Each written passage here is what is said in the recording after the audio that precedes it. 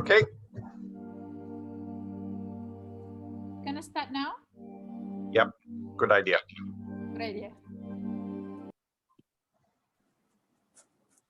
All right. Okay.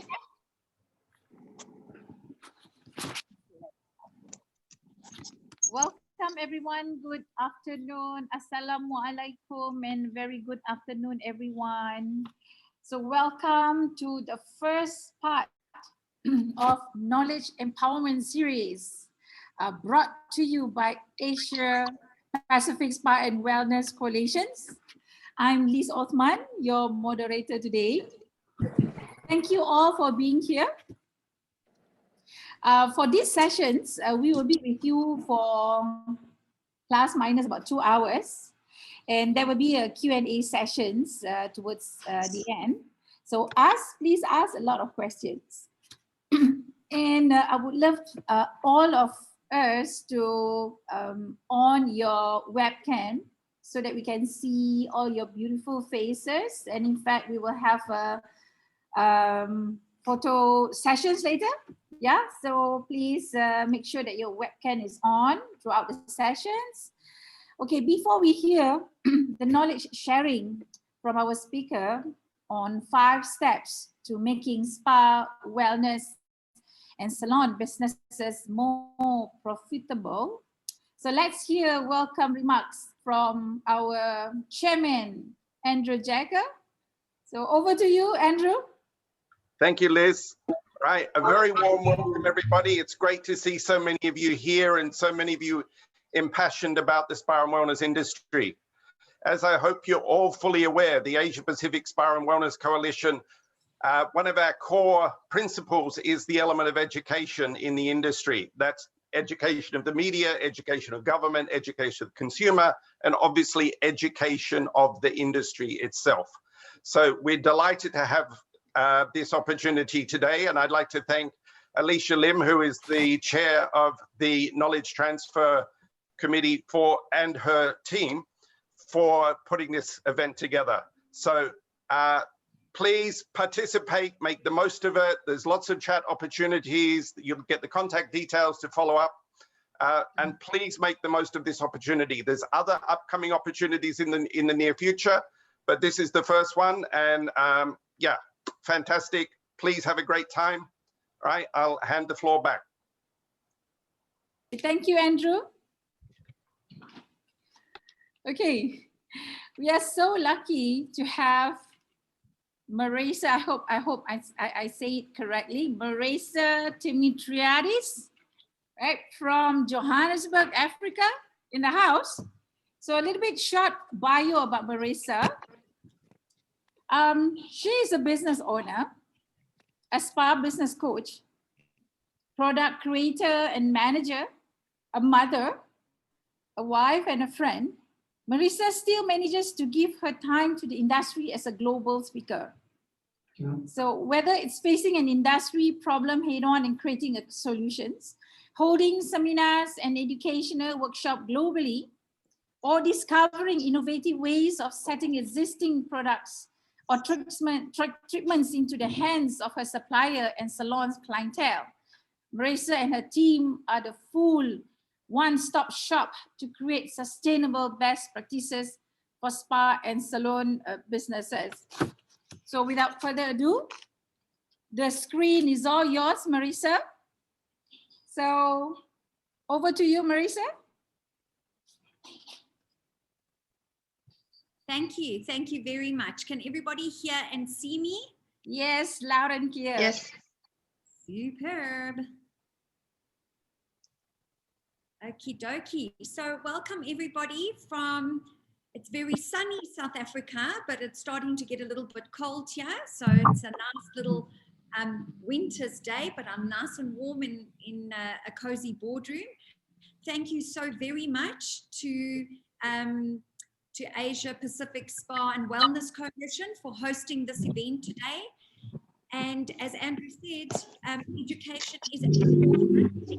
And the very fact that you are here today means that you are invested in growth and you are invested in learning and education.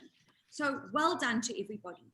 So before I start, and I have a presentation to share with you, and I will also tell you a little bit more about my business before I go into the exciting part of these 5 tips that I have to share with you.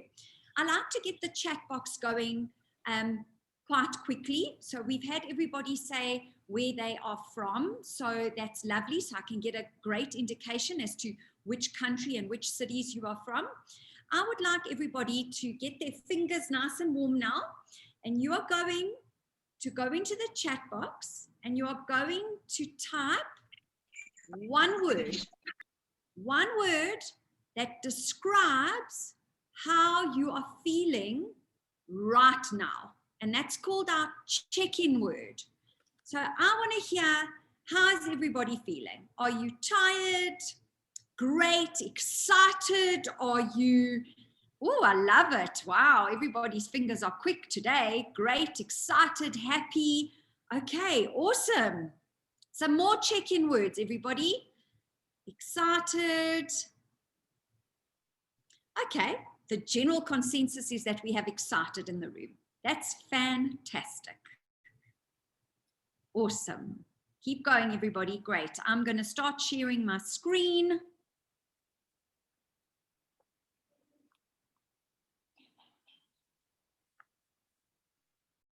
Oh dear. Okay, can everybody see my screen at this point? Yes.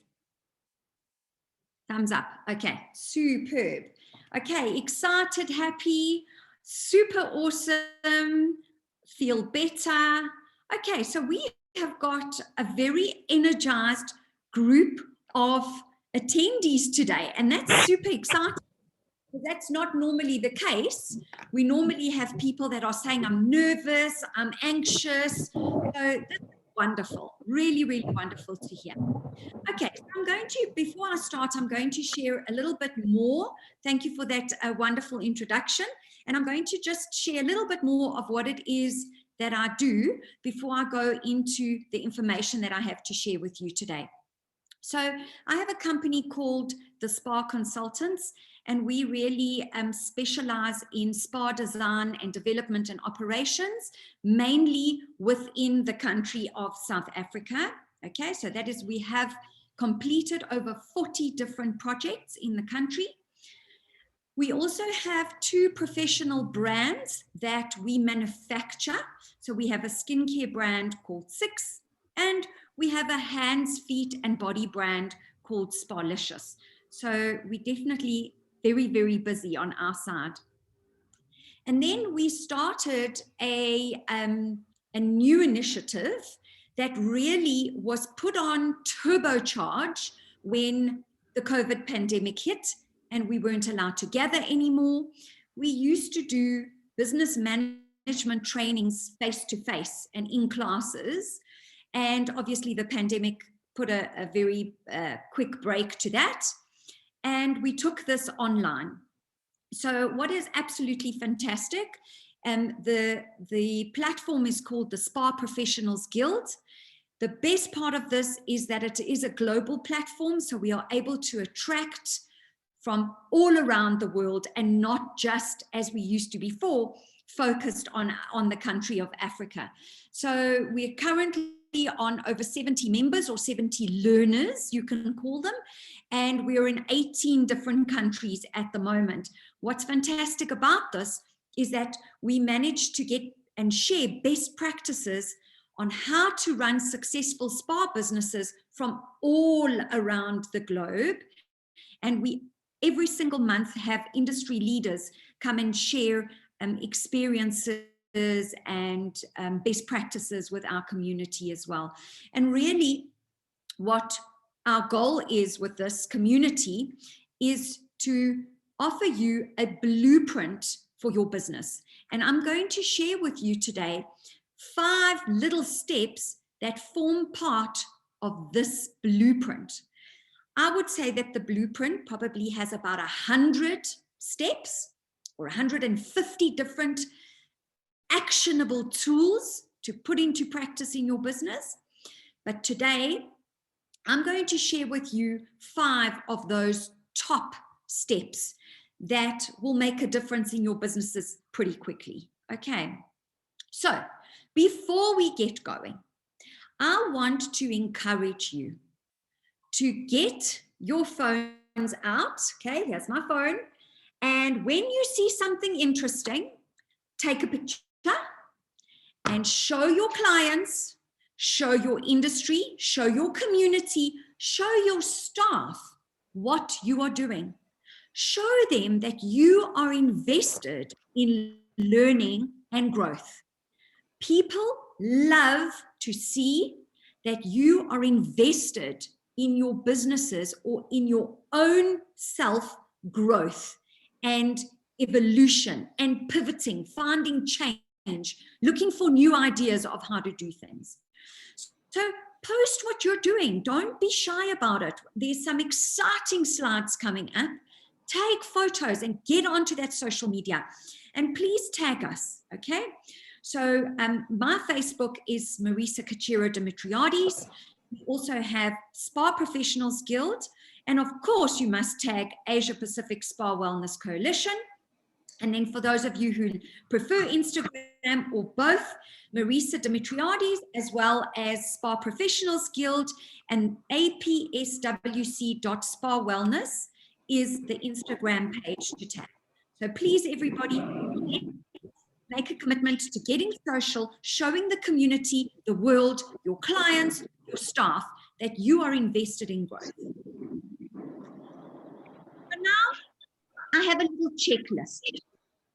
You can either go into the chat box and quickly say, yes, yes, yes, what you've done, or you can take a screenshot of this and keep it for your own records, for you to do a check-in and see, right, where am I in my business or right now with the critical priorities that need to be done to ensure the success and the growth of my business.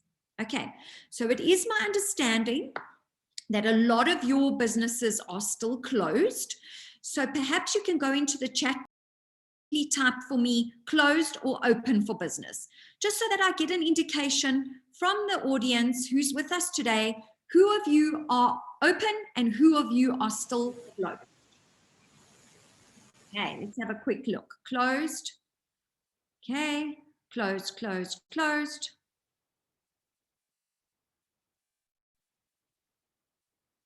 Still closed. Closed, closed. Okay, so pretty much everybody's closed at this point in time. Okay, so I'll tell you a benefit of being closed, okay, is that you have time on your hands to get prepared. And that is such a precious commodity, because once your doors open, it is full steam ahead. Use this time very wisely at the moment. And well done for being here today, because already I can see that you have chosen to spend some time in your day learning, evolving, growing, and getting new ideas. So everything that I have to share with you today, you have one benefit on your side, is that you can implement this pretty quickly in your businesses, because the business is physically closed, but it is still open because you are still getting yourself prepared and ready. Okay, so here I have a few questions for you to either answer for yourselves or for you to do a little check of where you're at. So here we go. Number one, have you done a quality of life and or wellness check-in with your staff? I'm very happy for you to go into the chat box and say yes or no as we read through the questions. Okay, so if you want to get chatty, that's wonderful. Or if you go into the chat box. So have you done a quality of life and or a wellness check-in with your staff? This is absolutely critical, and I will go through it a little bit later on as well. Next one, when last did you send out a survey to your clients? Okay, when last did you send out a survey to your clients? And I mean, we're going to chat about surveys in a minute, but surveys are vital for you to understand what are your clients desperate for? What services do they want to see? What are they eager to come back to? Are they happy with your sanitation protocols? How do they feel about them? So we're going to chat about surveys in a minute, but surveys are a powerful tool to keeping your clients engaged with you. So I would like to hear from you. When last did you send out a survey? Okay, survey never. Okay, great. Then next one, next question. Have you been in touch with your clients in the last 4 days in some way? A WhatsApp, a Facebook Messenger, an email. There we go. Okay, Seri Spa seems to be very on the ball. Yesterday through a Google form. Amazing, okay? And on Instagram. So the communication with your clients needs to be top-notch at the moment. Don't forget about them. Remember, when we're open for business, we are very quick to communicate. We need to let our clients know that we still love them, remember them, cannot wait to see them, cannot wait to treat them, even though the doors are physically closed. The channels of communication need to be kept wide open. Next question. Are you ready with a marketing and sales plan for the next 6 months? Are you ready with the marketing and sales plan for the next 6 months? Okay, I'm hoping to see quite a few no's because we have a very exciting template for you. So if you're ready, well done. Okay, I'm going to show you a little bit later on what your marketing planners should look like. And then you have a download available to you as well. The next question I have for you is, when last did you hear from your brand partner? So your brand partner, you may refer to them as suppliers, the people that you buy your products from. We call them brand partners because they really are partners in our business. Are you working together regularly to find creative ways to grow and boost revenue? So are your brand partners actively involved in your business, whether you're open or closed? Okay, very important. Next question. When last did you do training with your team? Open and closed, absolutely irrelevant. So it could be on Zoom. It, if you are allowed to get together in small sessions to have training. When last did you get or did you do a training with your team? And remember, this is not a training on how to perform a massage. This could be a simple training about, right, let's chat about our sanitation protocols and make sure that everything is up to date. Or let's chat about the virtual consultations that we're going to be rolling out in the next week. Okay, very important. So the same way you need to keep the channels of communication open with your clients, even more so do you need to keep those channels of communication open with your team. Okay, the life business at the end of the day. Next question. I've got 3 more questions for you. Have you been researching what technologies are next to emerge and how to introduce them? Okay, So you'll see in one of my 5 steps, investment into technology and growth, there is no better time than now to do something like that, because the consumers are eager for what is new, what is going to make the biggest difference in my life, what is going to make the biggest impact on my skin, on my body.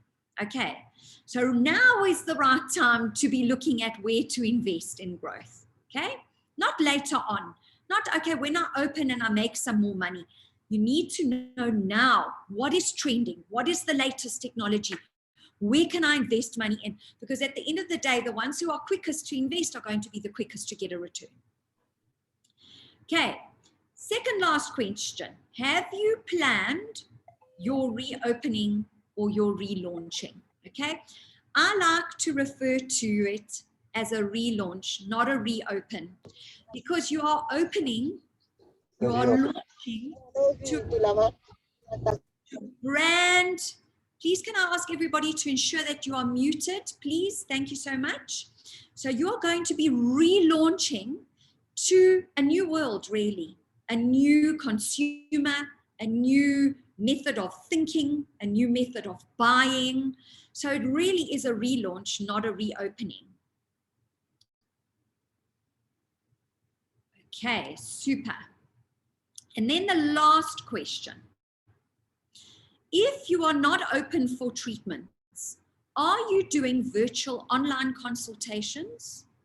And I can add to that question, are you bringing in revenue in some way on an online platform?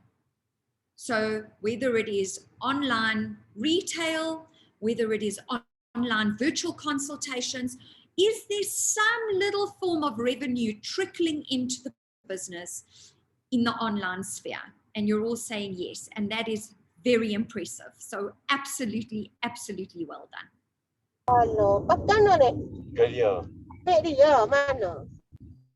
Please, can I ask everybody to mute themselves? Please, everyone. I do online consulting via.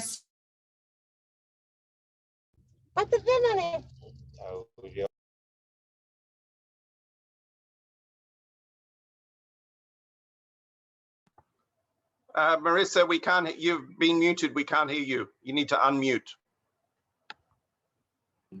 Okay, are we good? Are we back on? Lovely. Okay, super duper. Thank you. I think somebody muted me. Okay, so as a global community, as a global economy, as just global human beings, really, all around the world, we are presented, or we have been presented with this pandemic with 2 choices, really.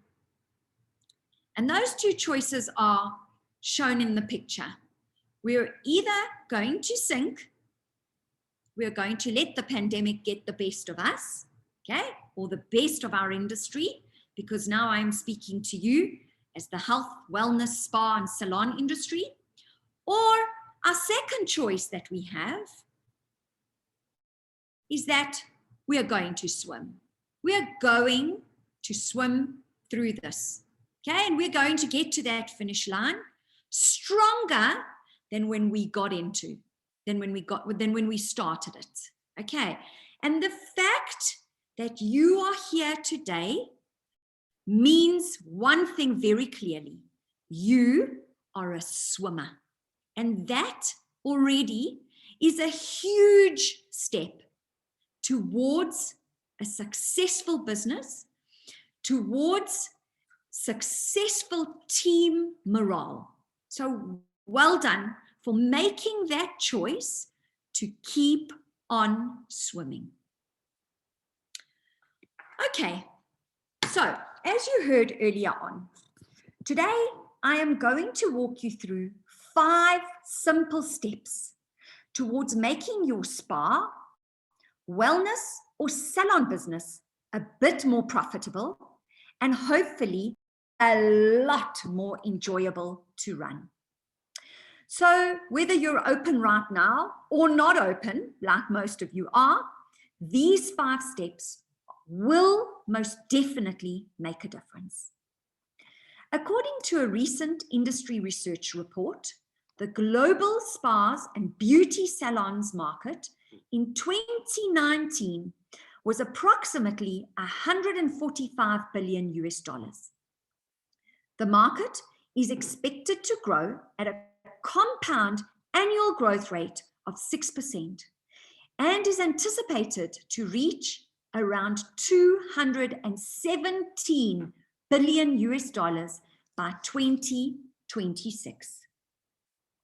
Even so, reality dictates that nearly 50% of spa and salon businesses fail at various stages of their life cycle. And this really, really upsets me. So while a tiny percentage of these cases are the result of unfortunate circumstances, most of these cases can be avoided. When you boil it down, it really is the lack of plans and processes that cause most of them to fail. And that's what I want to help you with today. So, for example, whether it's dealing with a multitude of staff challenges, so for example, last-minute therapist no-shows when their columns are absolutely full for the day, to resolving customer service complaints, and not to mention the day-to-day running of your spa or salon, you are left with absolutely virtually no time to focus on working on your business. Working on what's going to make the biggest impact and make more money to allow you room for growth and expansion, as well as implementing the systems that should be on autopilot every single day so that your constant intervention is not needed. So for a minute, imagine if you had a business where you had total financial freedom, enough money to invest in growth and new technologies, a cash flush business where you don't really need to worry about having enough money to pay suppliers and staff every month. Imagine if you had a business where problems were sorted out before you even heard about them, and you were only told about the solutions and how they managed to overcome the challenges that they faced in that day. Imagine having the time available to focus on strategy, focus on marketing campaigns, and give you enough time to grow your business. So this 5-step system I'm going to take you through now is going to move you from a possible current state of putting out daily fires, working ridiculous hours, constant stress, lack of team spirit and morale, and individual accountability, and ultimately a revenue that you're not entirely happy with, and deliver you to a state of financial freedom, to having more time for your family, to having delighted staff, and most importantly, a salon or spa that everyone talks about. If you are like the incredibly passionate owners and managers that I work with daily, you are a person that pours your heart and soul into the business, correct? You're constantly looking for tools and systems that will actually help you in running your business. Well, today, what is awesome is that I'm going to help you tackle exactly those challenges. I'm going to help you to put in a few steps to run a business that makes more money and runs smoothly. So please, everybody, be sure to stay for the full session. The next 30 or 40 minutes are going to be absolutely jam-packed, full of value and actionable tools to implement. And you can implement them as soon as we're done, as quickly as still today. And for those of you who stay right up to the end, there's an additional awesome little extra gift for you. So Are you ready, everybody? Are you ready to hear the first step? Super. Okay, step number 1 is getting command of your cash flow. So, with this step, we have 2 goals, right? The first goal is to have fully stocked shelves with stock that is profitable and relevant to your business. I'm going to show you that in a minute. And number 2 in this section is to have a steady flow of cash at all times. How does those 2 points sound to you? Number 1, fully stocked shelves at all times, but with stock that is profitable to your business and relevant. And number 2, to have a steady flow of cash at all times. Okay, so I have a question to ask you. Do you ever find yourself in the following situations in your business? Number 1, do you have fully stocked shelves? So when you're open, are your shelves normally absolutely fully stocked to the brim of stock? Okay? Or do your shelves sometimes look a little bit empty? I mean, this is really an exaggeration, but I think I'm giving you the point. Okay? If your answer is yes, and I see some of you are answering yes, that is brilliant. Now comes the second question for you. So think carefully about this question. Is the stock on your shelves A, profitable? Okay. And by profitable, I mean, does it make you serious money? Are you looking at, and you might say to me, well, what is serious money, Marisa? I would say reasonable profit would be 100% markup or a 50% margin. I think that's reasonable. Andrew, at this point in time, may I ask, is that generally the consensus with retail in your area? 100% markup, 50% margin? Or is it not really like that? It varies, but that's sort of a ballpark guidance, yes. And is that considered good in your area? Because that's considered good mostly all around the world. I defer to others in the knowledge transfer committee to comment on that one. Liz, maybe? Okay, super. Yes, it's like that, 30 to 50% margin. Okay, so I'm a little bit ruthless when it comes to what retail stock I have on my shelves. There is so much stock available in this world today that I want you to think about something very carefully. If you are not getting a minimum of a 50% margin, take the stock off your shelf. It literally doesn't pay you to have it there. Okay, because that consumer can walk into a retail store. In fact, nowadays, they don't even have to walk into a retail store. They just go online. Their fingers do the walking. The fingers do the buying, sorry. So if you don't get a minimum of a 50% margin, and that means 100% markup, reevaluate the stock that you're keeping on the shelf. Please, okay? And it will, I promise you, it will lead directly to a cash flow boost in your business. You will notice the difference within 30 days of having profitable stock on your shelves, how your cash flow will change. The next question I have for you, is the stock relevant? Is the stock relevant? So, let me give you some examples. I have found, and I'm not sure why, recently, over the last 2 years, I would say, 24 months, that I walk into some spas and salons and I find jewelry on the shelves, okay? And I find handbags on the shelves. And that for me is not relevant to our businesses.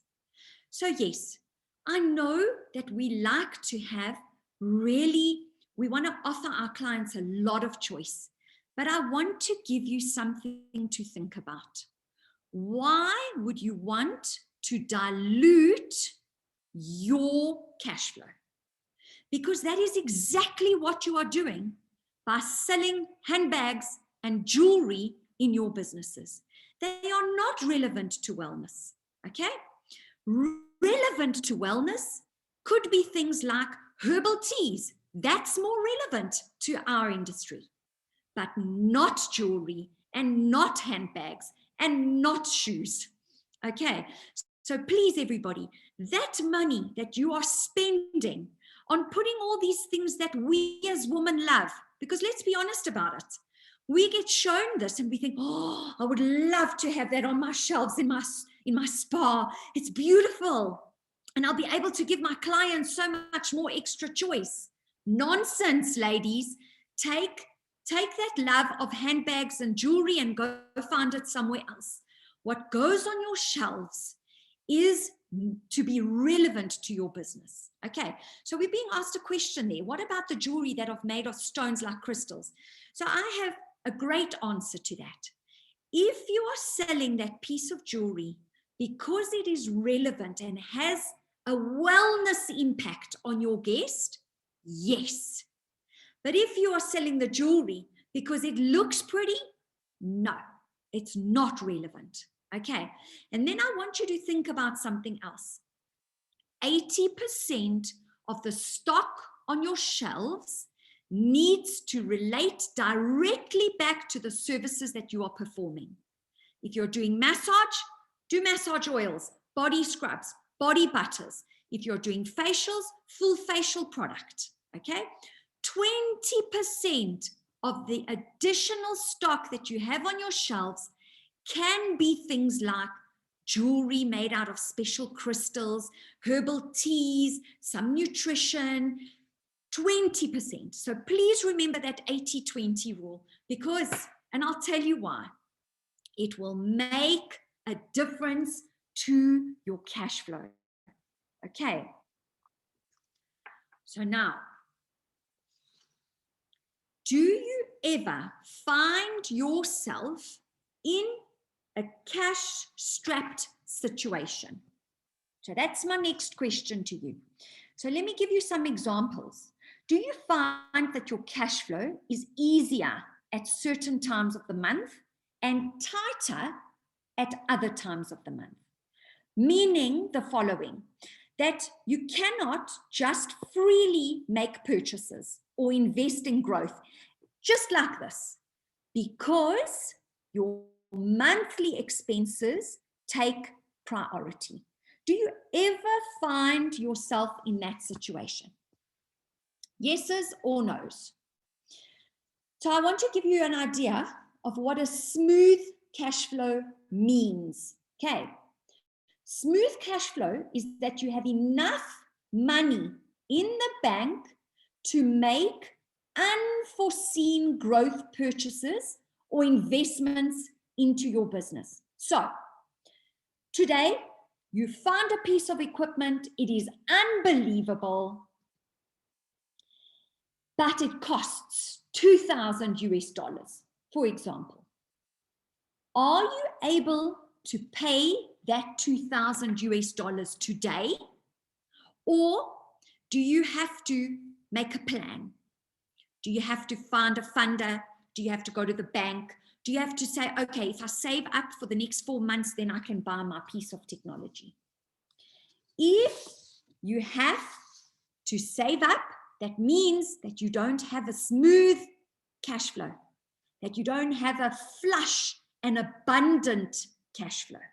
Okay, and that's ultimately where you want to position your business, in an abundant cash flow situation, so that when the opportunity arises to make unforeseen investments, to perhaps introduce a new brand, because now you want to add to your brand offering, a more profitable brand to your business, Are you able to make those purchases immediately? Okay, so the next question I have for you, would you like to get to a point, and quickly to that point, where you don't really need to be worried about how much cash is in the bank, where you know that the flow of cash is steady, and that if you want to invest in growth, you don't have to wait for too long? Is that where you would like your business positioned? I'm sure that the answer is absolutely, undoubtedly yes to that question from every single one of you who is watching this. Okay, so you can get there. And I have 2 tools to share with you today. They're super exciting tools. I hope you don't already have them, but if you do have them, great. Maybe I can show you a different way of using them. But there's 2 tools that I have to introduce you to today. Okay, the first tool. So everybody, I'm going to show you a screenshot of the tools. These are downloadable spreadsheets. They are populated and ready for you to use. And for those of you who stay to the end, you will get the link to where you go to get all of these downloads. I'm just going to show you and explain to you what the downloads look like. And I just want to say one more thing, that with these downloads, there is a tutorial video that takes you through how to complete the download, in case today, while I'm talking, you miss a little bit of it. Okay, so the first tool that we have for you is called an expense tracking sheet. I absolutely love this tool, and I'll tell you why. It allows you to spend only in line with the revenue. So this particular tool is not going to improve your cash flow. Those are coming. But what it is going to do, it is going to ensure that you are spending according to what you are making or bringing in. This is so important because typically in our industry, we are either in a scenario where if you're part of a hotel group, you get given a budget to spend. So they'll say, this is X amount is your budget for expenses for this month. The problem is that if we don't make the revenue budgets, okay, we then find ourselves in a tight spot the next month because the revenue, the in didn't match the out, didn't match the spend. So this tool is super easy to use, okay? And like I said, there is going to be a tutorial that explains how to use it. But basically, you are going to make sure that every single day, so you can see here, it is a daily expense tracker, right? So where you've got how much it costs, okay? You've also got a description. You can input the purchase order number, so the reference number that you need.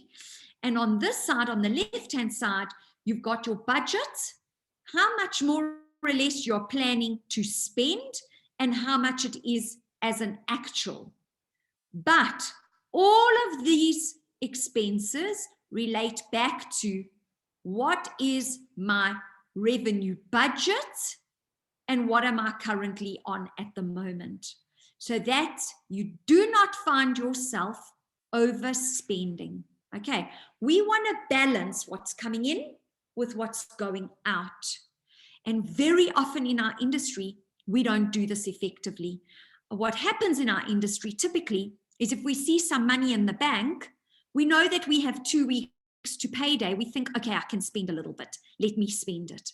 And that is called spending blindly, where you're not really knowing what you're spending on, and you're not really spending knowing into the business. Okay, so this is tool number 1. Tool number 2, I absolutely love. And tool number 2 is the most important way to get your cash flow in an abundance situation, is to ensure that every single service that you offer is at the correct price and margin. So I want to repeat that again. Every single service that you offer in your businesses is at the correct price and margin. If they are not at the correct price and margin, what do I recommend that you do? Take them off your treatment menu. Don't offer them. Because why should you if they are not making the correct numbers for your business? Okay. The next one that you need to do two things to get to this kind of situation. A is analyze your pricing model, and B is doing a competitor analysis. This is really, really important. Spending some time doing these two things and making the adjustments quickly are going to give you instant changes and results in your cash flow. So we've got 2 downloads that are going to help you with this. They're pretty easy and straightforward to use. And don't waste time. Start the process today. Do these downloads. You've got the time now. Take your treatment menu, take your prices and input them into these 2 downloads and have a look and see if they make sense to your business. So let me show you. The first one is the competitor analysis, right? So what you're going to do here is you're going to put in the name of the treatment. So I've just given you 3 examples today. Men's facial, okay? The next thing we're looking at, you can fill in your brand here, whatever the brand name is, your cost. This cost is how much does it cost you to do this treatment? And this is purely product cost. We are not looking at variable costs like rental, water. We're not looking at that. We are looking at product cost, okay? Then you're looking at the selling price and how much you sell it at. So the selling price could be what your brand partner recommends you sell it at. And your price is what your spa sells it at. And here's your markup. So for example, $15, my price is $200, my markup is $1,333. Okay? I'm going to show you the other 2 examples before I take you to the comparisons, why they are important. The next one is a facial, $40 cost, $200 selling price, gives me a 500% markup. That's already not so great, okay? So that we need to think about. Then we've got a 60-minute massage, $10 cost, $300 selling price, and it gives us a 3,000% markup. Okay, now this is important, but it's not as important as the other information on the side here. So let's quickly have a look together. I'm going to do these 3 examples with you because this is going to help you when you do your entire treatment menu. Okay, very important. But I'm going to work you through 3 examples. Salon or spa A. So here you're going to put the name of that salon. So it's going to be Seri Spa or Marisa Spa, whichever spa it is, you're going to put the name in here.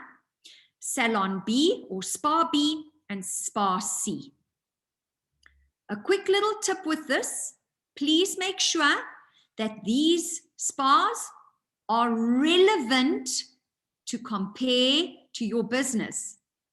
So if you are a destination spa or a hotel spa, please don't put a day spa inside here because they are not your competitors unless that specific day spa is a competitor to you because they are very close in proximity to your business.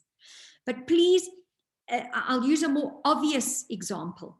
If you are a salon that specializes in aesthetics, please don't go and compare your prices to a hotel spa that specializes in wellness programs. Can you see they're not relevant? So make sure that your comparatives are relevant. So let's have a look at the first one. My price is $200. Spa A is $280. Spa B doesn't even offer a men's facial. And Spa C is $350. Okay. So can anybody please go into the chat box and tell me, from this comparison that you see in front of you, what does this tell you about two things? A, your selling price, and B, the markup or the relevance of this treatment. What does this analysis tell you? Can anybody think what this tells you? It tells you to do something. This information that you see in front of you tells you to do something. What does it tell you to do? Let's see if somebody can get it in the chat box before I tell you.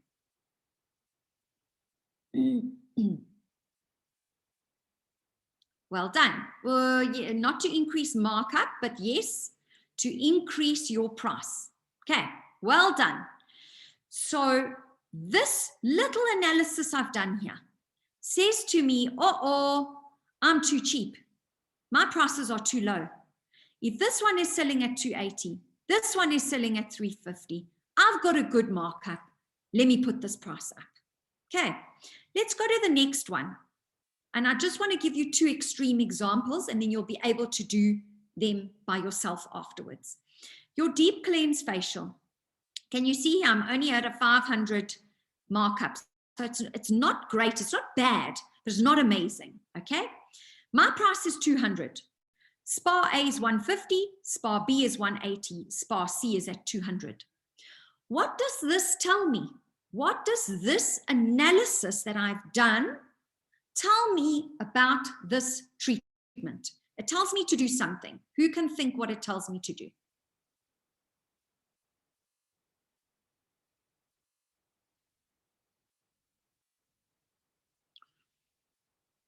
I'll give you a few more seconds to type in case somebody's typing, and if not, I'll tell you what it tells you to do.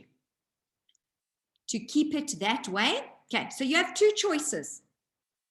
You can either keep it that way, but if I was helping you in your business, I would say, take it off your menu. A, think about it. So before you're that quick to take it off your menu, I would say to you, please let's go and look. How many of these facials do we do in a month? If you do 500, we're keeping it on the menu. If you're doing 5, get it off. It's wasting your time. Or if you are doing 200 of them or 100 in a month, right?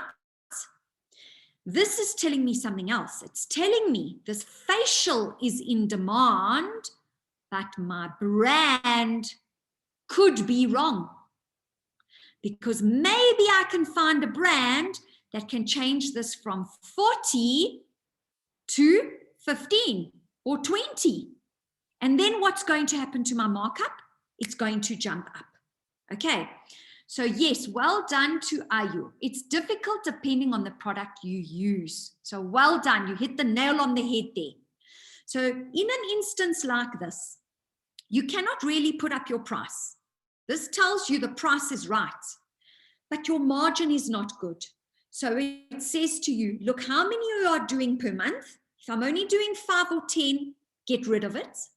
But if I'm doing 50 or 100 and they're in demand, let me, before I get rid of it, because I have demand, let me look for another supplier and bring down, or before jumping to another supplier, by the way, there's always a better way, is go to your current brand partner.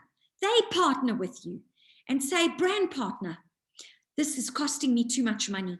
Can you help me increase or improve my margin on this facial?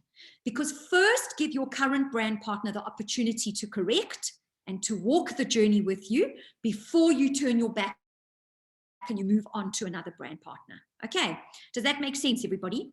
And then one more example for you. This massage, $10, selling at $300.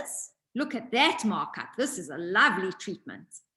And these are the prices out in the marketplace, $260, $260, and $400.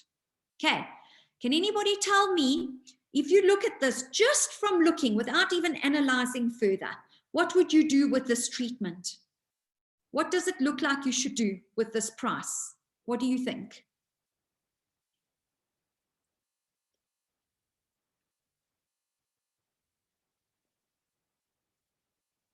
Hi, somebody says hi. Okay, basically, this price is at a good place. It's at a good place, okay? Remember, I'm not using actual numbers, so, you know, this might seem high for you. It's very high in my country. We certainly wouldn't be paying this for a massage in South Africa. But I sort of tried to go in betweenish. I sort of tried to use US dollar, tried to compare around there, okay? So well done, Siri. Keep it and sell more of this treatment. Well done. Okay, so everybody, you're getting the hang of this exercise.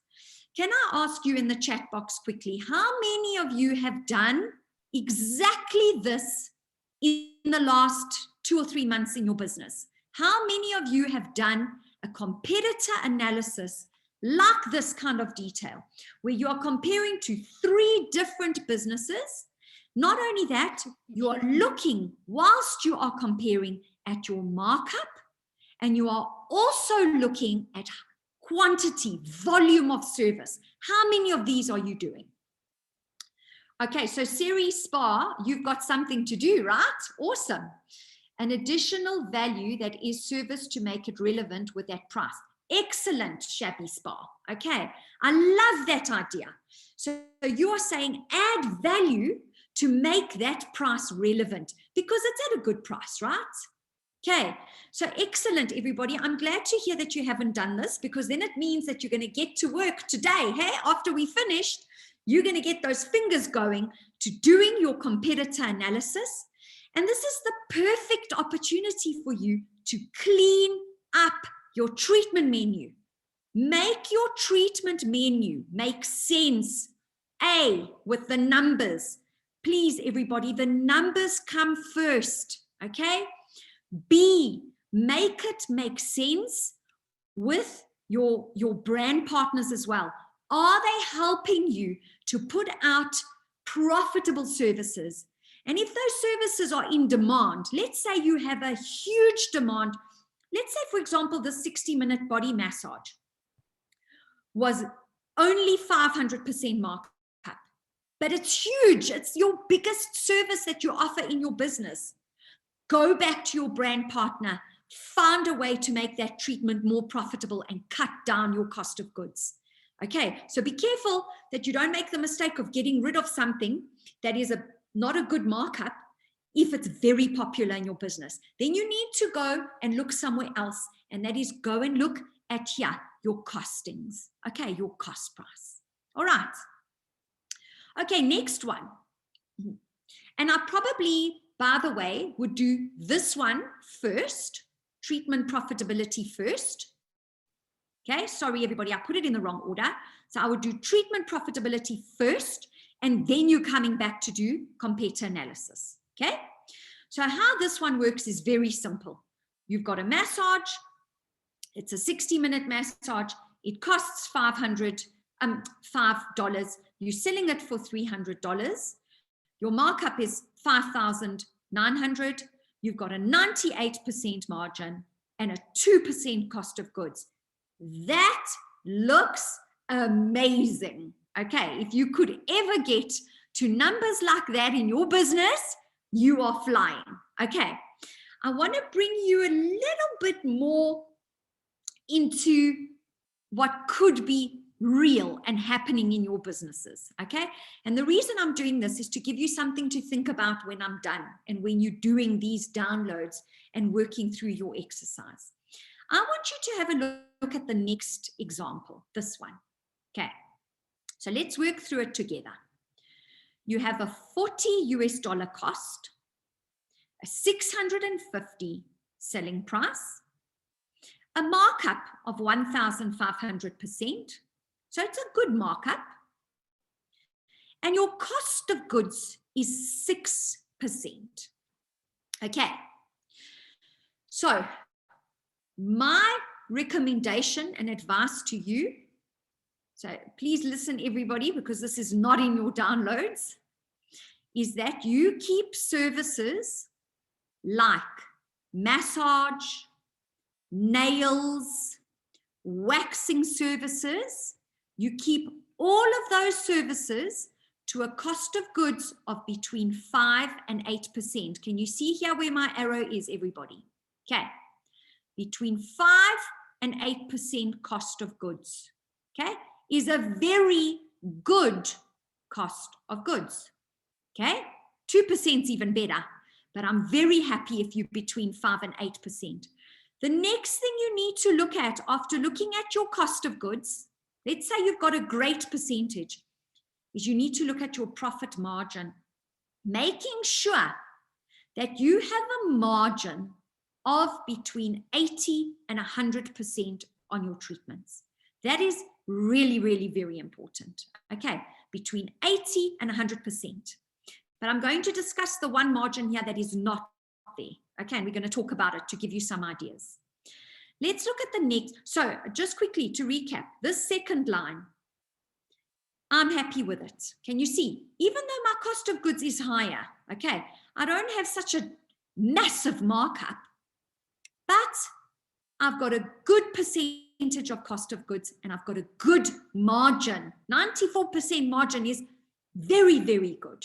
Okay, the next one, you've got a facial. So I've given you two examples here. You have $180 cost and $1,000 selling price. And then you have a $300 cost and $1,000 selling price. Same selling price, right? So the one is giving me an 82% margin. The other one is giving me a 70% margin. This one is giving me an 18% cost of goods, and this one is giving me a 30% cost of goods. So remember, now this is the next point I want you to remember that is not in your downloads, okay? The cost of goods for facial treatments, advanced aesthetic treatments, okay? Or even just if it's not advanced aesthetic and it's just facial treatments that you are doing, needs to be between 15 and 20%. Always keep your cost of goods at 15 to 20%. Then I said to you earlier on, keep your profit margin between 80 and 100. So this treatment here is a good one, right? We keep in it. Next treatment. We have got a 70% margin and a 30% cost of goods. Oh la la. Then you think back, but Marisa said this and this and this and this. Now let me tell you the next question to ask yourself before you're very quick to take this off your treatment menu. What do you think that question is before you make the decision? Because I want to get an understanding if you understand this exercise properly. What do you look at first before we take this off from the menu? What are we going to look at with this facial? What numbers are you going to look for? How many clients love the treatments? Sort of, okay. It is not how many clients love them, but how many do you do in a month? Okay, which is similar, still in line with how many love them. Okay, now let's say of these treatments, now there's two things I want you to look at before you make the decision. A is volume. How many do you do in a month? If I'm doing 100 of these treatments in a month and only 20 of the more profitable ones or 50, I'm keeping it, okay? But there's another question to ask yourself. Does this treatment do two things? A, does it give me the opportunity to retail product? If it does, you keep it. And does it give me the opportunity to get a return client? So if it's a facial, for example, I'm going to use a skin peel where a customer needs to keep coming back for a skin peel, right? Or maybe they're doing microhydrobrasion or hydrofacial. They need to keep coming back for them. Okay, the cost of goods might be 10% higher, but I'm doing huge volume. I am selling to every single client that comes for that facial at least 5 products, and I have a return customer, then you keep that treatment. But on the other hand, I want to give you another comparison. If that treatment I only get 10 in a month or 20 in a month, then it is time to consider perhaps we need to drop the treatment. Okay, so I hope that has made sense to everybody and that you understand these two documents and tools, and I hope that you enjoy using them, and I hope that you really get the benefit out of them as intended. Okay, so we move to an exciting step number 2. Okay, I want to quickly recap in your head. Step number 1, remember, was all about cash flow. Cash flow, cash flow, cash flow. Is you want to get yourself to a position of having an abundant cash flow where you can make unforeseen investments in your business. Okay, step number 2 is client acquisition. Yes, well done. We can see Alicia's listening, hey? Command of your cash flow. Well done. Step number 2 is client acquisition and retention. This, everybody, is a subject for a few days. In fact, I can talk about this for months and months and months. But I'd like to take you through 3 main areas of this.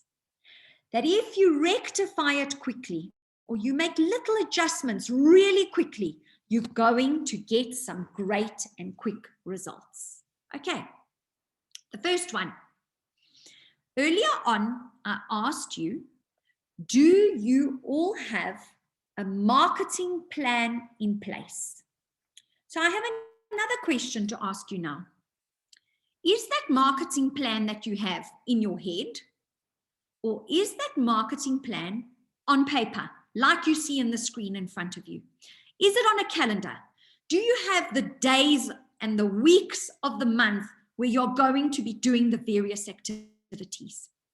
If not, you need to re-evaluate your marketing plan, because a marketing plan in a head and in a brain is absolutely no good to any business. It needs to be documented. It needs to be discussed. The more detailed your plan, the better and the more successful the outcome. You need to have everything planned, your activations. What are your display points going to be? What stock do you need in your business to be able to roll out that marketing plan? And then very importantly, something that a lot of us tend to forget in our businesses is this point here. Can you see where my arrow is pointing? Training of your staff to carry out your marketing activation. This I want to spend 1 minute talking about.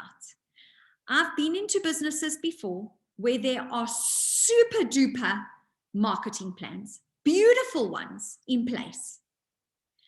There's beautiful activations, beautiful artwork, beautiful social media content created. However, the people that have to carry out the marketing plan have no clue what is going on. Who are those people? They are our staff, our therapists. They are the ones that need to carry out the plan. Am I right? Because if you're putting a special Father's Day, let's talk about Father's. Is it Father's Day in your area in June as well? By the way. Yes. Okay, super. So we're going to talk about something a little bit relevant then. Let's say it's Father's Day and you're carrying out a Father's Day activation with a special treatment, a hot oil shave for the dads, with a little immune boosting massage. Now, if your therapists are not trained on how to do this treatment, they are not trained on which products to use, they are not trained on what retail to sell, they are not trained on how to speak about the promotion, well then, sorry, but your marketing plan, no matter how good it is going to fail. because the backbone of that marketing plan is your staff. So you please, everybody, need to have training time in your marketing plans where your staff are fully brought up to speed with what is happening in that activation. Okay. So we've got a template for you. As you can see right now in front of you, I'm going to go through the month. I have completed in your template only the month of June. We've given you a template from June to November for you then to go in, because this template gives you day 1, week 1. Okay, so let me take you through this. Week 1, an example in June. I'm going to, on day 1 of week 1, I'm going to put up my merchandising for June. So if I'm doing a Father's Day campaign, my Father's Day displays is going to be done on the 1st of June, not on the 31st of May or the 30th of May. I don't even know how many days are in May, and not on the 5th of June because it suits you better because it's the weekend. They will go up on the first day of the new month. Important. Second, in week 1, you're going to be sending out your newsletter. You're going to be sending out any communication on June. So for example, a photograph of your display goes up onto Instagram. Come and visit us, or go to our online store to see what we have ready for your special father this Father's Day, as an example. Then I've put something in here that doesn't pertain to the month. I've put 2 things in here, by the way. And this is vitally important to how well planned and prepared you are. Because in week 1 of June, you're going to order in your July promotional stock. Not your operational stock. Not your normal, I need a cleanser, I need a this. If you are selling, let's say, for example, I'm doing a Christmas in July campaign. Can you see here? I'm doing a Christmas in July sale in my business. That stock order, not the delivery, the order with the suppliers are going to go in on the first week of June. And you might say, yo, Marisa, that's really early. I'm only doing this in July. It's not early. Remember, I'm going to keep saying this when I'm with you today. The better prepared and planned you are in your business, this is part of the plan, the better the outcome. If your order goes in the first week, your supplier sends you the invoice, you check the invoice, you decide, okay, this makes sense. You sign off the invoice in week 2. In week 3, they ship off your stock.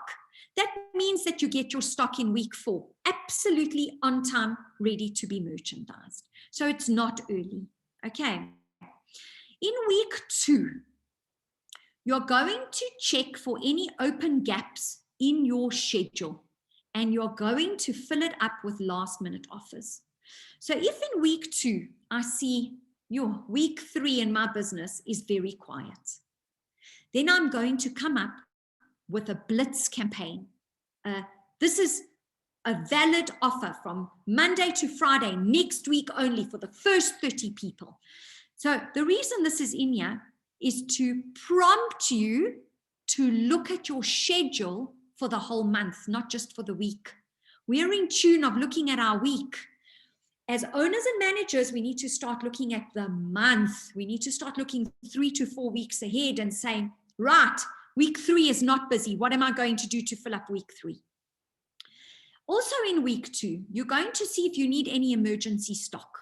So you're going to look and say, okay, everybody, I mean, this goes with the next point that I'm going to talk to you about. You're going to check on your system to see if there's anything that's vitally important for the running of the business. Week 3, again, something that you might say, goodness gracious me, Marisa, you've got August in the planner. Yes, I do. Because you're going to finalize August in the month of June. We're not going to order any stock yet. We are going to say, right, August, this is what we are doing. And it's final. And this is, everybody's on the same page. So that we don't have to worry about it in July. In July, we have to worry about ordering the stock for August. Okay. Very important in week 3, I cannot stress this enough, is the training of your staff. Okay. Andrew said, ongoing training is essential. He is right. You need to keep the backbone of your business, in other words, your staff, fully in the know of what is going on in the business.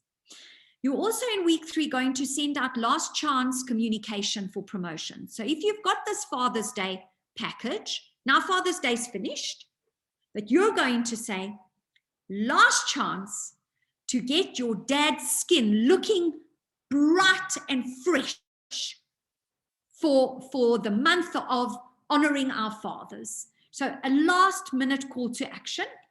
And then in week 4, you're going to do your monthly stock orders. And on the last day of the month, please everybody, this is important. And you might all look at this and say, well, that's really silly, because that is a given. I say here, take down any merchandising. Now, I want to tell you how many businesses I walk into. Okay, we have Mother's Day in South Africa now in May. I can guarantee you that next week, Friday, the 4th of June, I can walk into 5 salons and spas and there will still be Mother's Day merchandising up. I also want to tell you what this means, that any merchandising that is done online, by the way, online, that means if your website has got Mother's Day activations, that must come down on the last day of May. You cannot have week 1 of June and you still have your Mother's Day online. Okay, so that merchandising is both in the virtual world and in the actual physical world. Okay. Question from Susie on Facebook. Marketing plan calendar that links to a staff KPI doable? Very doable. Susie, remember, your staff KPIs are your decision, right? You, as an owner or manager of a business, you decide on your staff's KPIs. We always recommend in our business program that we do, we use the magic number 5, okay? And how you remember it is because it's how many fingers you have on one hand. More than 5 KPIs tends to make your staff go dilly-dally, okay? They can't keep the focus. If you want your marketing activation to be one of those measurable KPIs, put it in there. It is absolutely super easy to do. And I love that idea because it boosts revenue and it boosts it quickly, because then your staff are focused on rolling out that marketing activation because they know they are being measured on it on their KPI. Okay, so I hope that makes sense. And then I want to show you another template I've given you. I don't know how many of you do this. I did see in the chat box earlier on, Liz said, re-evaluate marketing plan. So well done, Liz, because there's no point, by the way, in having this document, right? There's no point in having an amazing planner, but no evaluation. There's no point, because how do we decide next year, June, whether we are going to do this, do it better, or whether it fell flat on its bum and we need to change it? Okay, so you can change this template. I've given it to you as it is. Please, everybody, I don't say and dictate to you in your business that you must use the headings that I've used. You are welcome to change them. I'm giving you an idea because remember, we operate at any given time between 10 and 15 different spa businesses at one time. So I'm giving you the information that we as consultants, as business coaches look for when we try and make changes in people, not try, when we make changes in people's businesses. Okay, so I'll tell you, we look at who were our marketing partners for the month. Okay, so if we collaborated with the optometrist down the road to do something about the health of your eyes, I'm just giving you an example. Anybody that we collaborated with in that month, we list them here.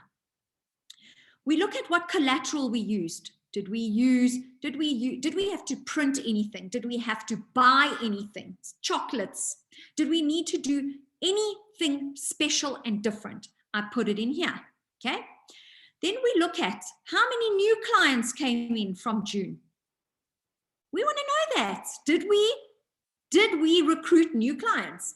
And then very importantly, client retention, because I'm going to talk about that later.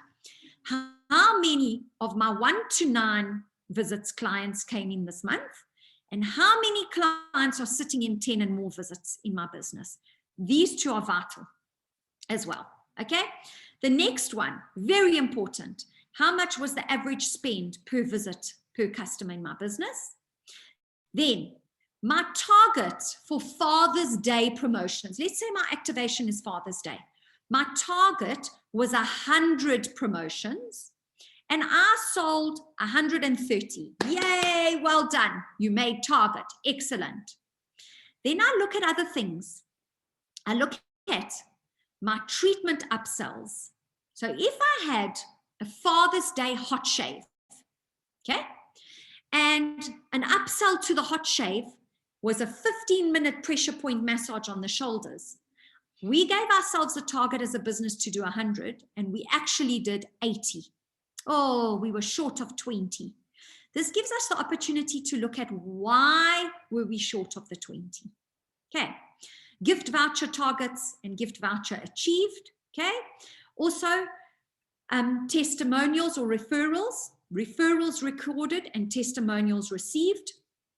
We are adding that into our evaluations because it is a critical part of marketing your business, is how many referrals and testimonials are you getting in? Again, I said to you in the beginning, I can talk on this subject for days, okay? And that's my problem here. But, and we can leave that for another time. But you need to look at how many testimonials and referrals are you getting into your business. Then the retail prescriptions received and retail units sold per brand, very important, per brand. How many units were sold in the month? And then you all get together as a business and you evaluate your promotion out of 10. Looking at all of this, you can't put a number here, a thumb suck. Our thumb suck 2 out of 10 wasn't a great promotion. No, we're not thumb sucking. We're looking at this info on here.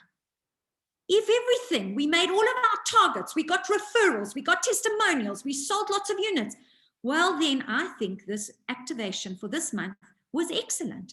Then you all agree on an 8 out of 10 or a 10 out of 10. Now, what does this do for you? Very quickly, I'm going to tell you.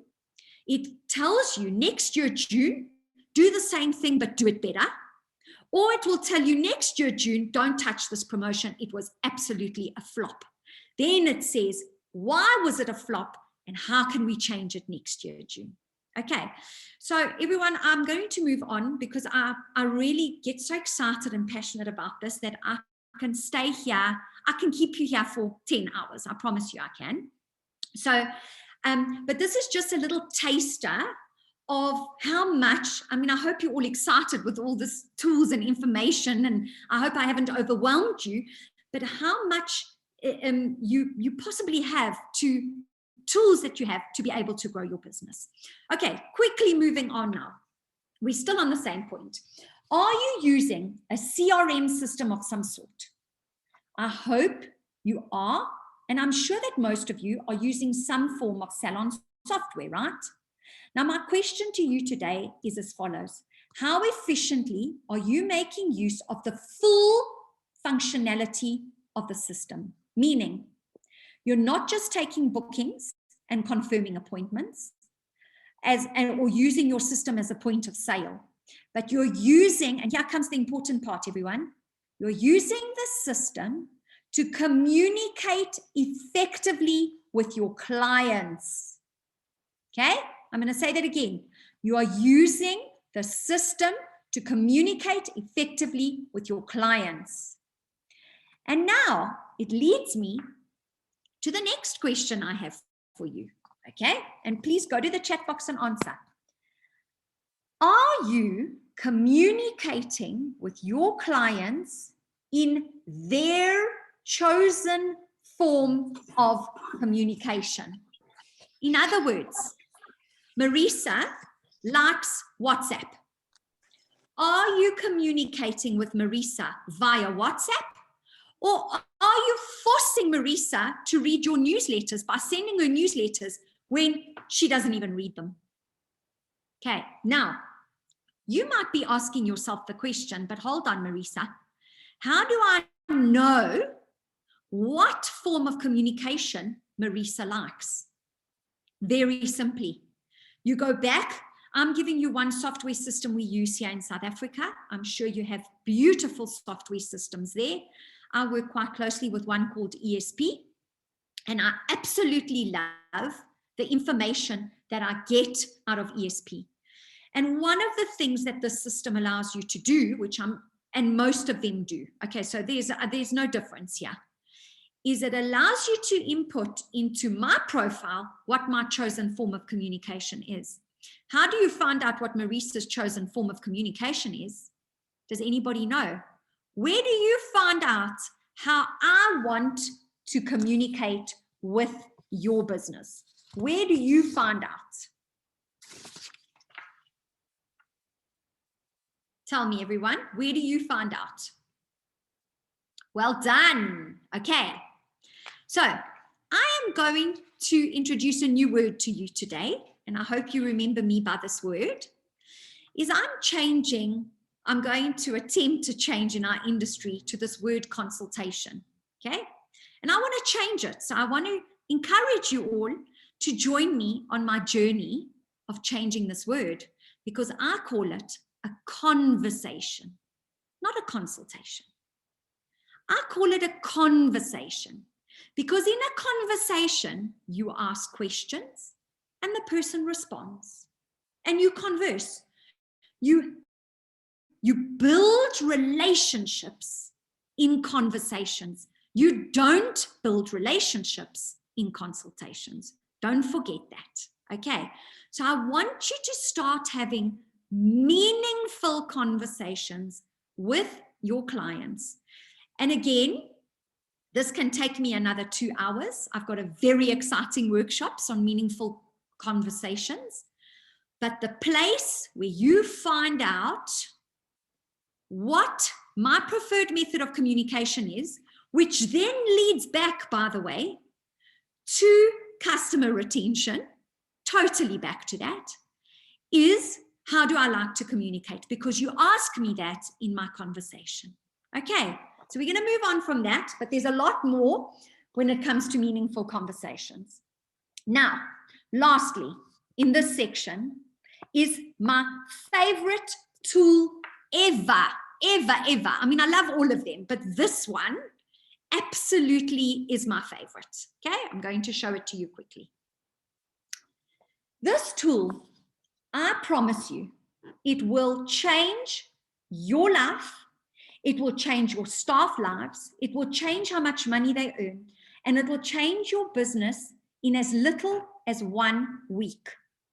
But I need to tell you something about it. It is not a magic wand. I promise you it's not. Because like anything in business, if you implement it quickly, which I'm going to discuss in a minute, speed of implementation, and you teach your staff. Okay, what Andrew said earlier on has never been more important than with this document. If you do not do a training, you do not do a teaching, you do not coach your staff on how to use it, this will not work. Okay, it is your duty as owner or manager to ensure that this tool is taught and becomes consistently used daily in the business. I call this tool, when I work with any group of therapists, I say they walk in through the door, and before they are allowed to make a cup of coffee, they're allowed to greet and go straight to do their plan. Then they may get their coffee and we can all regroup. But this is habit. Open the door, walk in, greet, plan. That's how I do it, okay? So it needs to be done first thing in the morning or when you first come into your shift. It has to be the first 15-minute thing that gets done. You go and you sit in a quiet place and you get it done. Now this tool is called the Daily Revenue Planner. I call it the DRP. That's what we call it at Spa Professionals Guild. This is what it looks like. And in the download, there will be a tutorial, but I'm going to quickly talk you through how to use it. Okay. As you can hear, everybody, I'm huge on planning. And the reason for that is because planning is everything in your business. If you have a well thought out plan, any task in your life, anyone, becomes easier to achieve. And why? Because you are focused on the achieving part of the plan and not the planning part of the plan. I have seen this planner literally double therapists' revenue because they planned for it. It works, and enjoy it, everybody, because it's changed hundreds of people's lives. So let me quickly take you through it now. Okay. Yes, Daily Revenue Planner, DRP. All right. So this is a little screenshot of the whole planner, by the way. The planner is quite big. It has a space for 8 different treatments. If you work in a spa where there's a lot more, you can input more. But let me tell you what this does. So I'm going to pretend this is my planner. I come in today and I'm going to do the bottom one here. I have a facial with Peter. Okay, it's $300 and he's a new client. This is my confirmed booking for the day. This I pick up off the system. You give me the information as the owner manager. Now, this is where the training and the coaching of your staff needs to come in. And I want to tell you all, this coaching does not need to happen more than 5 to 7 days. That's the maximum I've ever had to coach a therapist. I hold her hand for 5 to 7 days through this, and then she flies. So my goal for Peter, I don't even know him, but I'm going to plan for him, right? Is a hot shave for $100 and a 15-minute back massage for $50. Because while he's masking, I'm going to sit him up and do this maneuvering of his back, blah, blah. Retail, my men's range is $400 and I've got a muscle gel for $100. Okay. Now, my confirmed earning potential here is $300 at the bottom here. My goals. So if I had to do the 300 plus the 100 plus the 50 plus the 400 plus the 100, I get to $950. So this is my plan. So you only do these 2 columns. After Peter's left, I sit down and I go, okay, Peter only took the massage, so he took $50. He only took the men's range. He didn't want the muscle gel. But I made $750 revenue out of Peter today instead of the potential 300. Can you see what this document does? Now, remember I said to you, it's not a magic wand. But if you get consistent and you teach your team how to plan their revenue for the day, you will see these results really quickly. This commission column, it's formatted to 10%. If your industry or your business works with 5%, you change the format. If it works with 20%, and the reason I put it in here is just to show the therapist how much extra earnings she's going to get. You can take it out or you can leave it in. But this planner is the bomb. Okay, does it make sense, everybody? Do you need me to explain it a bit more? All good. Okay, there is the tutorial with the download, by the way. All right, step 3. Okay, very exciting. I need to move it. Step 3, total team passion, team building and operations. So let me ask you a question. When somebody is passionate about what they do, am I right that you can see it in their face, you can see it in their body, you can hear it in their voice, and you can feel it in their energy? Correct? Now, in our industry, you're all going to go to the chat box and say, yes, yes, yes, energy is real. We can see it, we can feel it. Now, I want to tell you that your clients, the consumers coming into your business to have treatments, they feel it too. I use a term called energy transference. I don't know if you've ever heard it before, but energy transference is very real. And clients feel it because we touch them. They see us. They come into a space that is very personal in our lives. Now, this energy transference has the ability to turn a first-time client into a raving fan, or to turn that client into someone you will never see again. So, what is important to realize here is that the passion that your team has or doesn't have is a direct result of your effort as the manager or owner. So I'm sorry to say this to you, that if you have a team that is lacking passion, that their morale is low, that their drive is low, you need to look at yourself as the owner or the manager first. I'm going to give you 2 tips today on how to keep this fire burning in your team. But I want to tell you, if that fire is not burning inside of you, it will never burn inside of your team. Okay? So the first tool is a morning huddle or a pre-shift huddle. Okay? This is a 5 minutes. Please, everybody, 5 minutes, not 10, not 50, 5 minutes. What I do is I set an alarm because I like to talk a lot.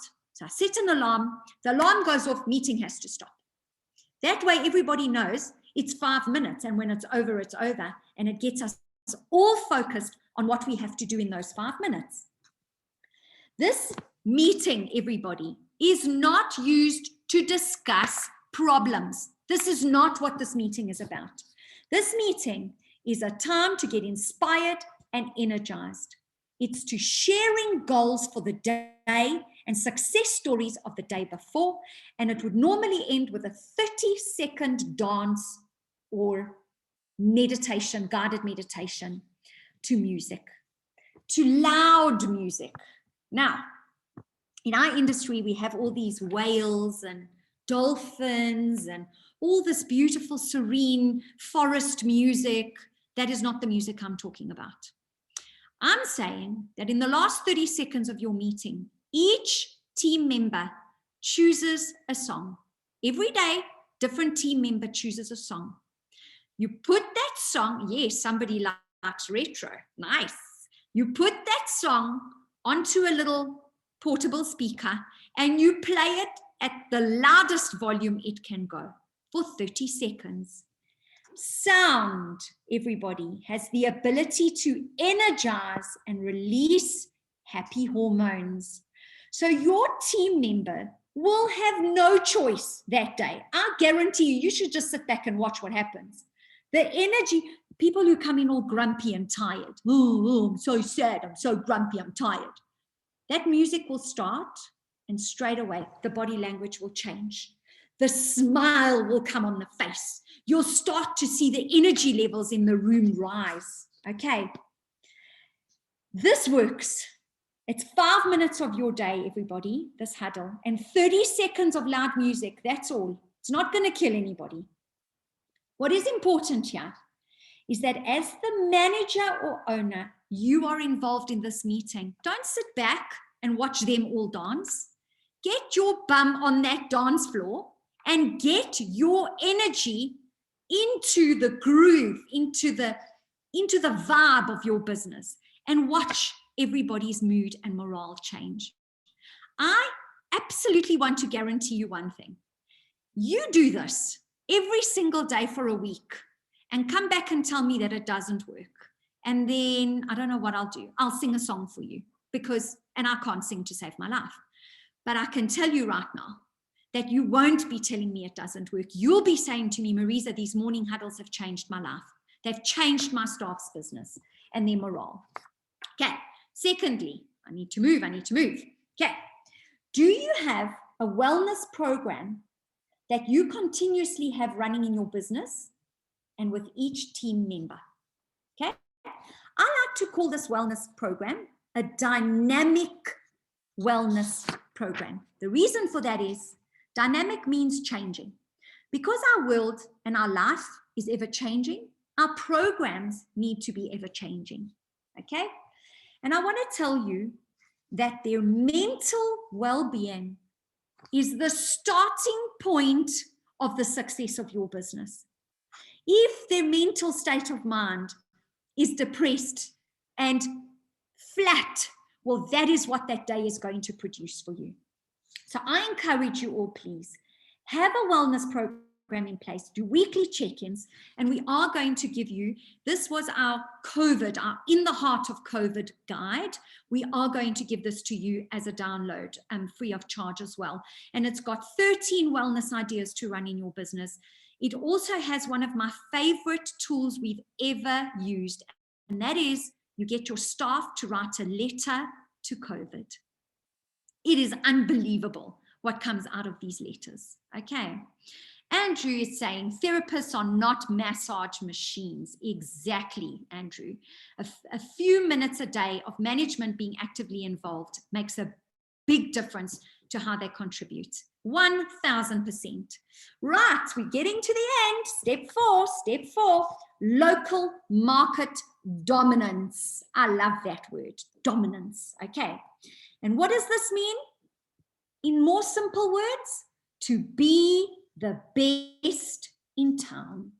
Now, to be the best in town and have a thriving business, you really need to be the spa or the salon that everybody's talking about, right? And that everybody wants to go to, correct? So how do you achieve this? So let's start with a question first to see that we're on the same page. Do you agree with me that if you're not right now the best in town, then you need to change something that you're doing? Otherwise, you're going to be getting the same results, correct? Makes sense, right? Okay, so I'm going to share 4 areas that need focus. And the most important part of these 4 areas is speed of implementation. Don't look at it and dawdle and think in the shower and then think over Father's Day month, and don't think too long, everybody. Speed of implementation and how quickly you do things determines how quickly you see the changes in your business. Okay, first one, perception.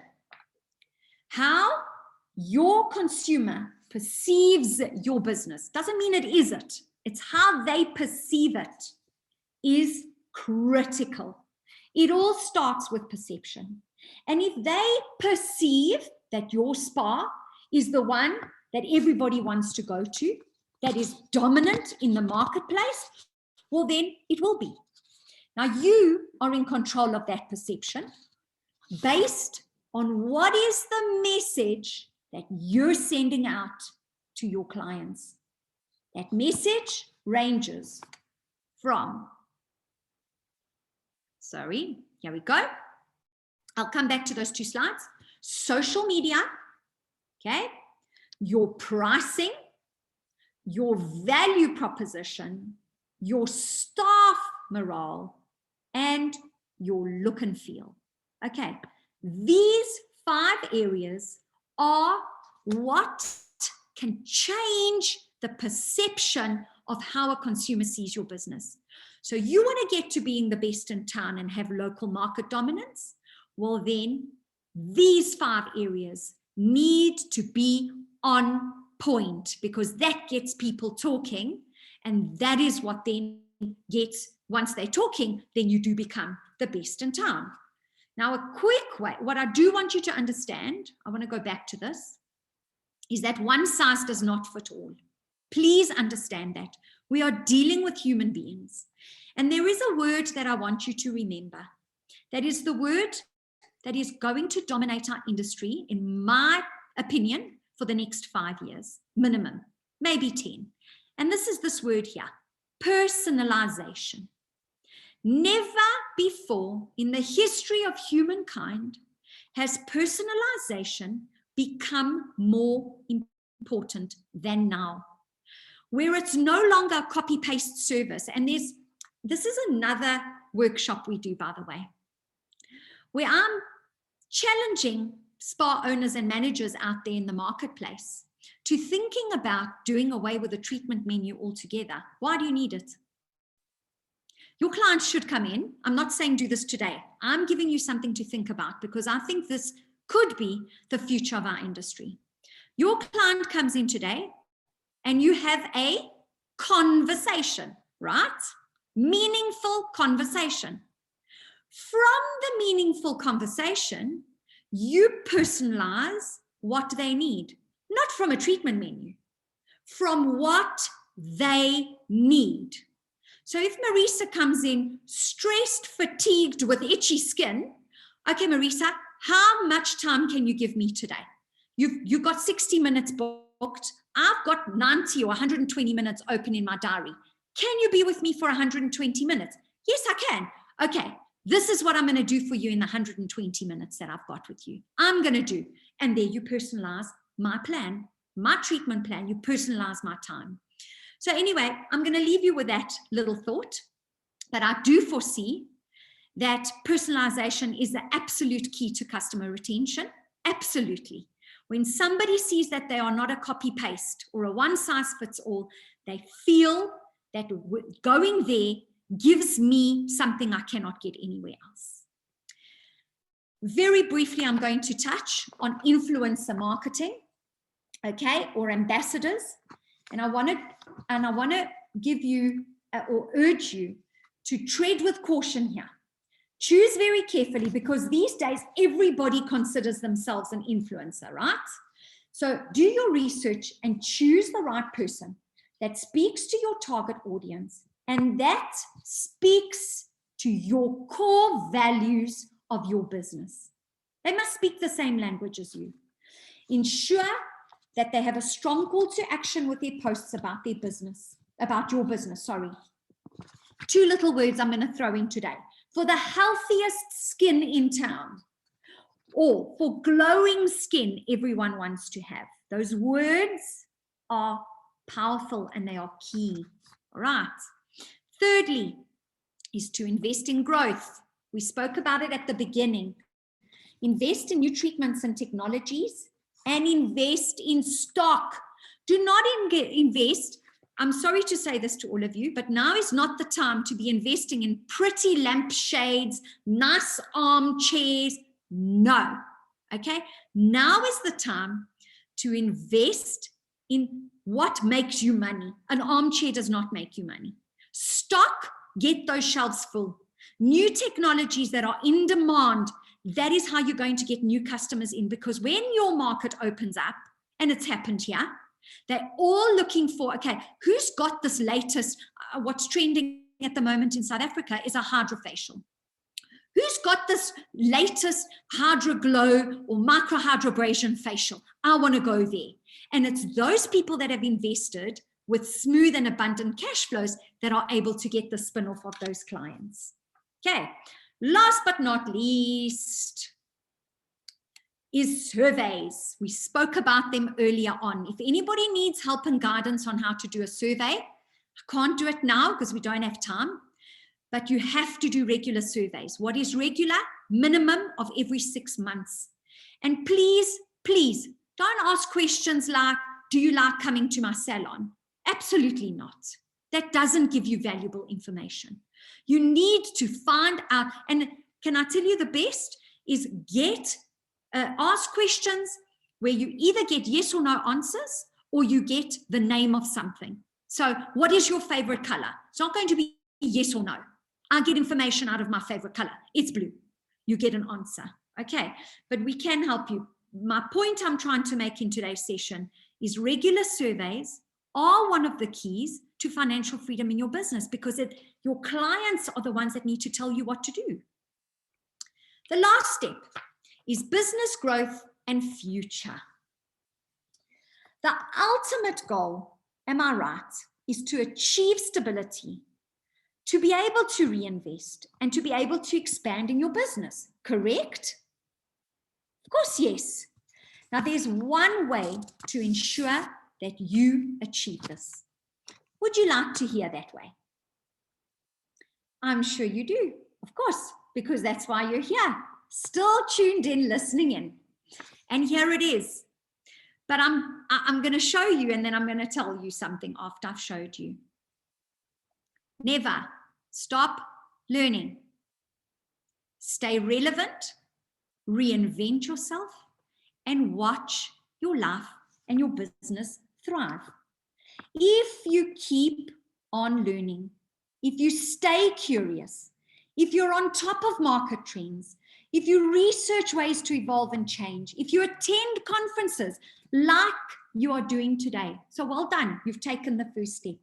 If you keep networking in your industry, if you become part of valuable associations, like the association that is hosting this today, the Asia Pacific Spa and Wellness Coalition, that is one of the ways that you never stop learning and that you always remain curious.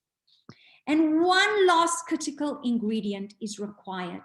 I've mentioned it 100 times today, but I'm going to mention it 101, because this ingredient will determine whether you do actually thrive and grow. What is the ingredient? Speed of implementation. Don't sit and watch that clock tick, everybody. And I absolutely love, love, love this quote. It says, don't wait for the perfect time, because the perfect time will never come around. And that's it. The perfect time is now, right now, actually. Okay.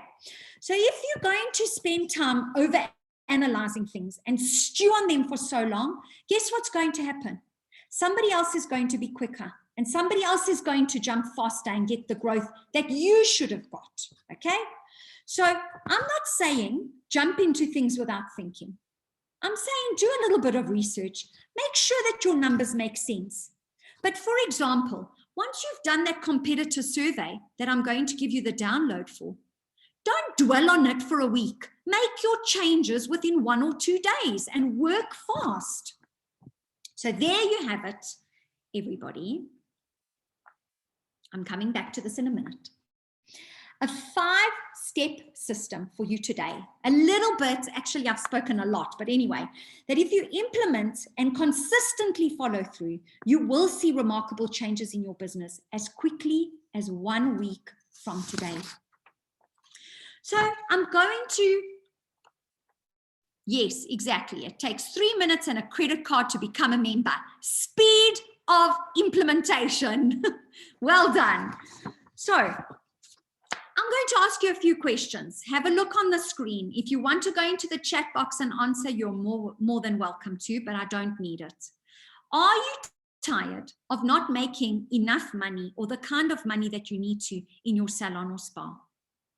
Do you need to increase the time that clients spend in your business because they are visiting less often? And in your case, they're not visiting at all. Okay, but when you open, what will happen to you is what's happening to us. They are not coming as often as they used to. So we have to find ways to increase client spend. Do you need to get new clients into your business? Think about it, okay? Do you need to find new opportunities and figure out your pivot? Okay, because every business needs a pivot right now. If you haven't figured it out, do you need to figure out your pivot? So where we help you is that we do have a proven, tried and tested business blueprint. Okay, I've given you 5 steps and 5 downloads or 4 downloads that you're going to get today out of the 150 odd that we have. And it's a program that we take you through from A to Z of running your business efficiently and successfully. Imagine having your own business coach when you need one, and all the resources that you need without having to ask a million people and do searches on Google for hours at end. Also imagine becoming part of a global network of business owners in our industry, in the beauty, wellness, and aesthetic industry, where ideas are bounced off each other, where we can grow together and keep inspired like you have just been for the last 2 hours. Just this will be a little different, I suppose, because it's a resource platform plus a coaching platform. And the coaching is at different levels depending on what your business needs are at that particular time. And that is what the Spa Professionals Guild helps you with. Okay, so everybody, I'm done. I'm going to first tell you where to find your downloads, and then we'll open up to if anybody has any questions. But please, everyone, now comes very important pieces. So take photographs of the screen if you need to.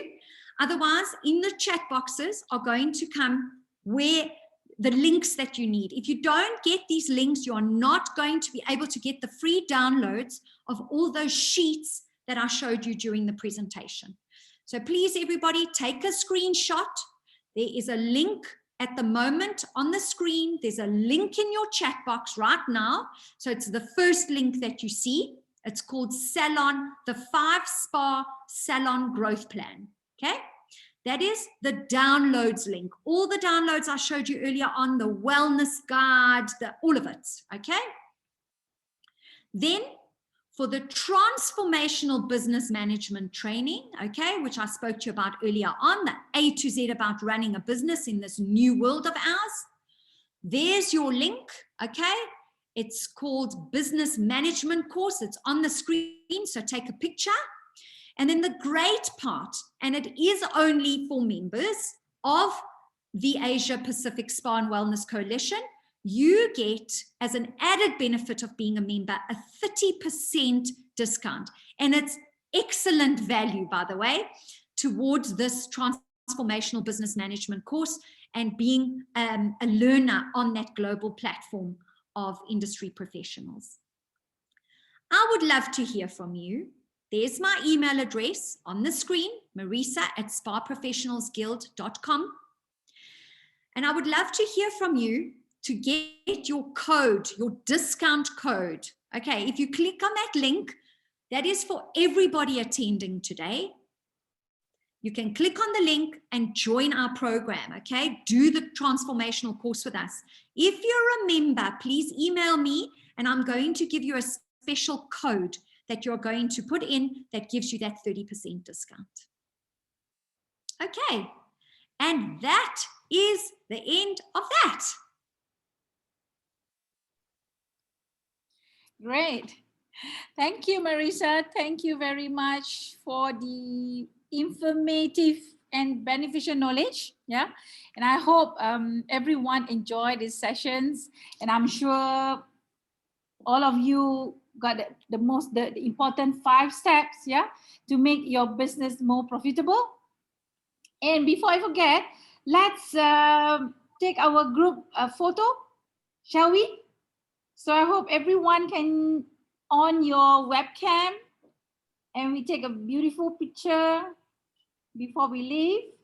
And don't leave because we have some announcements from Alicia in a moment on what is our upcoming training. Yeah. So everyone ready? Hang on, let me just change the view to gallery. Okay.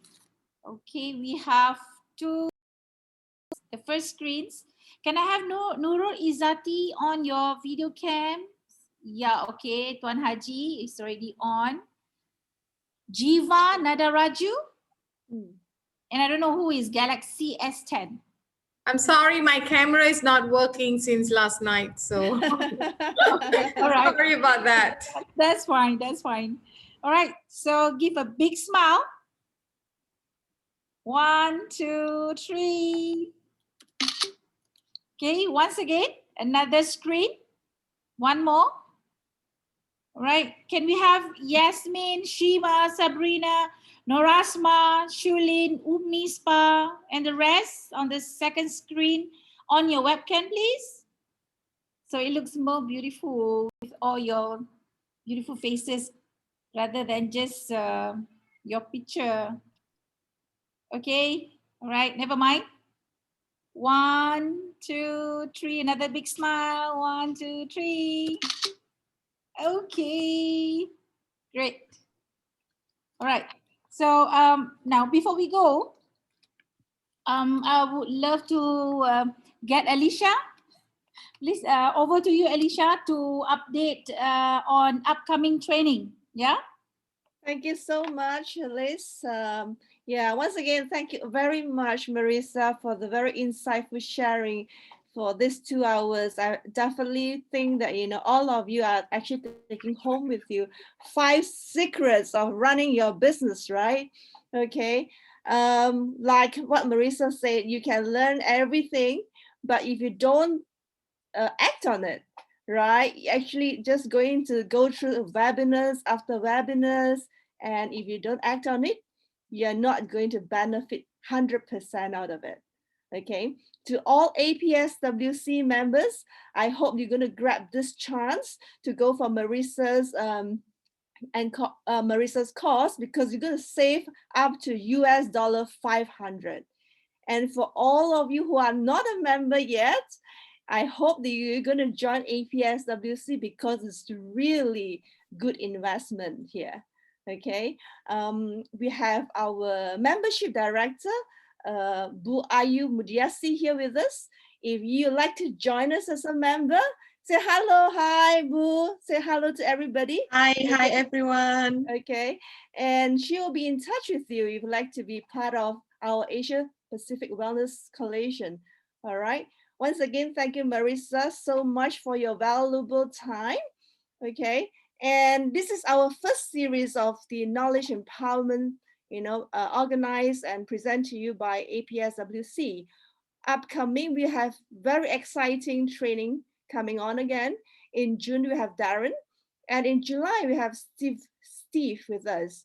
All right, so we hope that you will stay tuned with us, and perhaps are we ready to just give you a little glimpse of what we're gonna have upcoming training.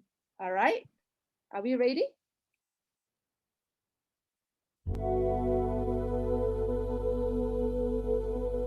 Touch, the most important aspect in massage therapy.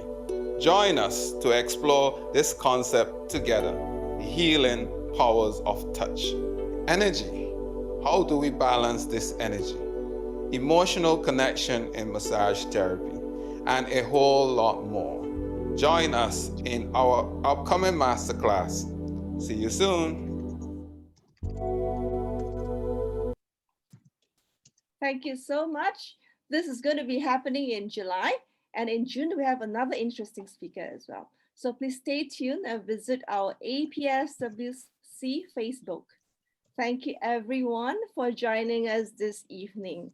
Thank you. Thank you, Marisa, again. Thank you. Thanks. Goodbye, everyone. Thank you. Thank you Bye. everyone. Thank you. Thank Bye. you. Thank you. Bye-bye. Bye. Bye. Bye. Lots of love, everybody.